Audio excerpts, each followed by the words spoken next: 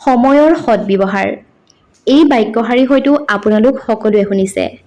আজি আমি আপোনালোকক সময়ৰ সদ্ব্যৱহাৰনো কেনেকৈ কৰিব লাগে তথা সময়ৰ সদ্ব্যৱহাৰ নকৰিলে আমি কি কি অসুবিধাৰ সন্মুখীন হ'ব পাৰোঁ সেই বিষয়ে কিছু কথা জনাম। নমস্কাৰ, আস্থা ক্ৰিয়েশ্যনৰ নতুন এটা ভিডিঅ'ৰ মাজলৈ আপোনালোক সকলোকে পোনপ্ৰথমে স্বাগতম জনাইছোঁ।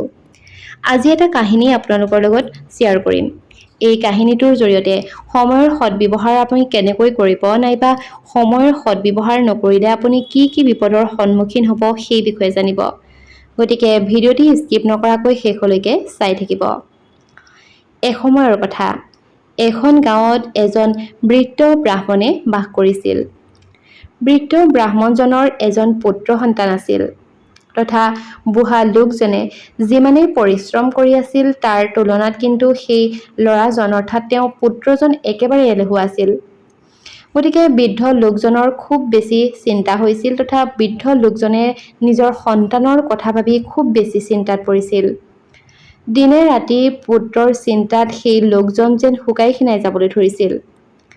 আনহাতে পুত্ৰৰ কিন্তু দেউতাকৰ প্ৰতি কোনো কাণ সাৰি নাই।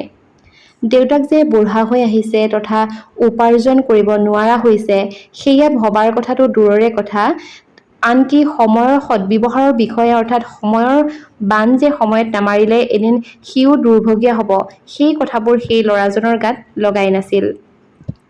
দিনৰ দিনটো লগৰীয়াৰ সৈতে সময় অতিবাহিত কৰিছিল তথা তলৌকৈ ইফালৰ পৰা সিফালৈকে সেই ল'ৰাজন ঘূৰি ফুৰিছিল তথা সময়বোৰ তেনেকৈ পাৰ কৰিছিল। এদিন দেউতাকে পুত্ৰক এটা ভাল শিক্ষা দিয়াৰ কথা চিন্তা কৰিলে।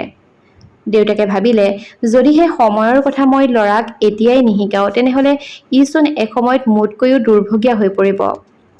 সেয়েহে দেউতাকে পুত্ৰক নিজৰ কাষলৈ মাতি আনিলে আৰু ক'লে, বোপা, আমাৰ ভিতৰত থকা ৱাল ঘড়ীটো মোৰ ওচৰলৈ লৈ আহাচোন। তেতিয়া দেউতাকৰ কথামতে পুত্ৰই ৱালৰ পৰা নিজৰ ঘড়ীটো অৰ্থাৎ ৱালৰ পৰা ঘৰৰ ঘড়ীটো নমাই আনি দেউতাকৰ হাতত দিলে। দেউতাকে হাঁহি মাৰি পুত্ৰক ঘড়ীটো দিলে আৰু ক'লে, যোৱা, তুমি আজি এই ঘড়ীটো বজাৰলৈ লৈ যোৱা আৰু কোনে ইয়াৰ কিমান মূল্য দিয়ে মোক আহি ক'বাহি।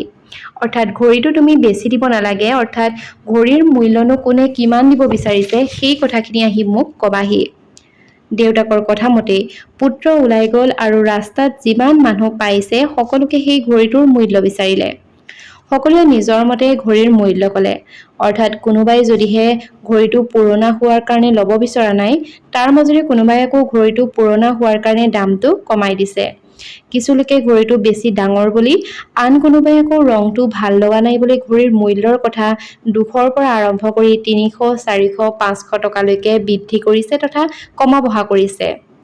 সন্ধিয়া ঘৰলৈ পুত্ৰ ঘূৰি আহি দেউতাকক দিনটোৰ কথা বিৱৰি ক'লে তথা ঘড়ীৰ মূল্য যে সকলোৱে বেলেগ বেলেগকৈ কৈছে সেই কথা দেউতাকৰ আগত ক'লে। পিছদিনা পুনৰ দেউতাকে পুত্ৰক নিজৰ কাষলৈ মাতি আনিলে আৰু ঘড়ীটো আনিবলৈ ক'লে। পুত্ৰই পুনৰ দেউতাকৰ ওচৰলৈ সেই ঘড়ীটো নমাই লৈ আহিলে। তেতিয়া দেউতাকে ক'লে, বোপা, তুমি আজি পুনৰ এই ঘড়ীটো বজাৰলৈ লৈ যোৱা আৰু আজি যাকে লগ পোৱা তাকেই সেইখিনি সময়ৰ মূল্য সুধিবা। তেতিয়া পুত্ৰৰ দেউতাকৰ ওপৰত খুব বেছি খং উঠিল। তথাপি দেউতাকৰ কথা পেলাব নোৱাৰি পুত্ৰই সেই ঘড়ীটো হাতত লৈ বজাৰলৈ বুলি ওলাই গ'ল। যাওঁতে ৰাস্তাত পুত্ৰই এটা কথাই ভাবি গ'ল, আচলতে দেউতাকে তাক কি বুজাব বিচাৰিছে। বজাৰলৈ গৈ পুত্ৰই পুনৰ সেই মানুহবোৰক সেই সময়খিনিৰ মূল্য সুধিবলৈ আৰম্ভ কৰিলে। কিন্তু আজি কাৰো ওচৰত যেন ল'ৰাজনৰ সেই প্ৰশ্নৰ উত্তৰ দিবলৈ সময় নাই। বহুলোকে ল'ৰাজনক খেদি পঠিয়ালে, অৰ্থাৎ কোনোৱে ল'ৰাজনক মানসিক বিকাৰগ্ৰস্ত বুলি ভাবিলে। তাৰ মাজৰে কিছু লোকে আকৌ ল'ৰাজনক দাবী ধমকি দিলে তথা কোনোৱে উপহাস কৰিলে যে তইচোন কালি ঘড়ীটো বেচিবলৈ লৈ আহিছিলি আৰু আজিচোন সময়ৰ মূল্য সুধিবলৈ আহিছ।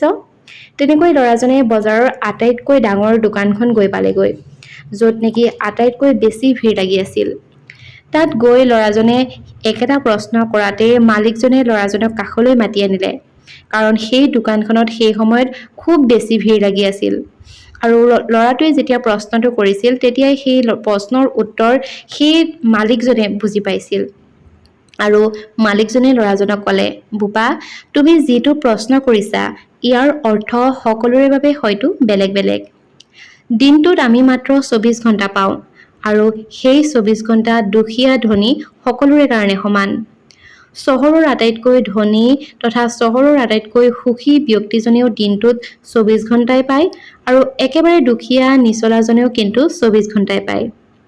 যি 24 ঘণ্টাৰ এক এক ছেকেণ্ড পাৰ হৈ যাবলৈ তথা মিছাতে বৰবাদ হ'বলৈ নিদি ব্যৱহাৰ কৰে তেওঁৱে হয়তো ধনী হ'ব পাৰিছে, কিন্তু যি 24 ঘণ্টা শুই বহি মিছাতে অপব্যৱহাৰ কৰিছে তেওঁ হয়তো এতিয়া দুখী হোৱাটো স্বাভাৱিক, অৰ্থাৎ সেই ব্যক্তিজনে এসময়ত দুখী ব্যক্তিলৈ ৰূপান্তৰিত হোৱাটো স্বাভাৱিক। তোমাৰ যিমান ধন টকা পইচা থাকিলেও তুমি সময়ক কেতিয়াও কিনিব নোৱাৰা, নাইবা তুমি সময়ক ধন টকা পইচা দি কেতিয়াও ধৰি ৰাখিব নোৱাৰা। যি এক ছেকেণ্ড আজি এই মুহূৰ্তত তোমাৰ শেষ হৈ গৈছে সেয়া পুনৰ এই জন্মত কেতিয়াও ঘূৰি নাহে। তুমি সময়ক ব্যৱহাৰ কৰিব পাৰিবা, কিন্তু সময়ক তুমি কেতিয়াও কিনিব নোৱাৰা, নাইবা সময়ক তুমি কেতিয়াও ধৰি ৰাখিব নোৱাৰা। আৰু এই কথাখিনি কোৱাৰ পাছতে সেই ব্যক্তিজনৰ ওচৰত ল'ৰাজনে নিজৰ দেউতাকে কিয় ঘড়ীটোক বেচিবলৈ পঠিয়াইছিল সেই কথাটোৰ মূল অৰ্থটো বুজি পালে আৰু ল'ৰাজনে ঘৰলৈ গৈ দেউতাকক ঘড়ীটো দিলে আৰু ইমান দিনে ইমানবোৰ সময় নষ্ট কৰাৰ কাৰণে ক্ষমা খুজিলে। বন্ধু বান্ধৱীসকল, এইটোৱে আছিল এটা কাহিনী যাৰ জৰিয়তে সময়ৰ সদ্ব্যৱহাৰ আমি কিয় কৰিব লাগে সেয়া আমি সুন্দৰকৈ বুজি পাওঁ। ভিডিঅ'টো চাই কেনেকুৱা পালে জনাবলৈ নাপাহৰিব আৰু আপোনাৰ বন্ধুবৰ্গৰ লগত নিশ্চয়কৈ আজিৰ এই ভিডিঅ'টো শ্বেয়াৰ কৰি দিব। পুনৰ এটি নতুন কাহিনীৰ সৈতে লগ পোৱাৰ প্ৰতিশ্ৰুতিৰে আজিৰ এই ভিডিঅ'টিৰ পৰা বিদায় লৈছোঁ। ধন্যবাদ।